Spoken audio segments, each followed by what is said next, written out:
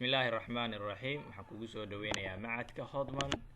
Videogan waxaan uga hadlaynaa insha Allah sida qofka uu uga saxan karo computerkiisa waqtiga iyo saacadda computerkiisa.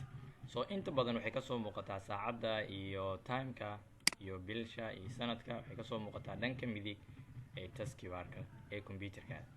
Waatana saacadii waxay sheegaysaa 11 13 daqiiqo iyo 2 second.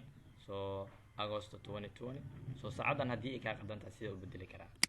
Halkaan keen waxaa adeena control panel, waxaa adeena right click, kadib waxaa adeena open. Kadib waxaa noo soo bixi doona viewgan, waxaa ka dooran doonaa waxa loo yaqaano clock and region ya dooranayna, kadib click ya ku dhaheena. Kadib muhiimadeena ugu weyn waxaa weeye inaan doorano waxa loo yaqaano timekii date-ka inaan saxno.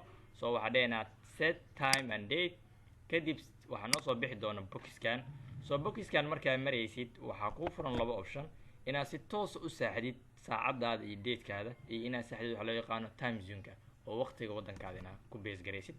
Haddii aad ku dhufatid change time and date wuxuu ku ogolaan doonaa inaad soo dooran kartid wadankii aad rabtay aan iraahday inaad soo dooran kartid taariikhdii sanadkii kadib maalintii kadibna saacadii halkaan ka seexi kartid kadibna okay soo leedahay. Laakiin waxaa ka fudud inaad imaatid waxa loo yaqaano change time zone oo ah wadankaada timekiisa inaad ku base garaysid. Maadaama anaga wadankeena uusan lahayn oo lagu soo dirin operating system-kan Soomaaliya lagu soo dirin, waxaan isticmaalaynaa wadanka ugu dhow saacade.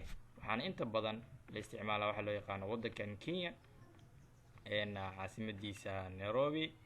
Waxaan raadinaynaa Nairobi. Kadib Nairobi markaa doorano automatic waqtigii date-kii iyo sanadkii isaga ayaa isixi doona. Waa kana Nairobi maadaama isku waqtina okay aan leenahay kadibna okay. Saacad isla markii way saxmatay kuday 11 ahayd hadda waxay noqotay 10 saac ama 4 saac subaxnimo iyo 14 daqiiqo. Wassalaamu calaykum wa rahmatullahi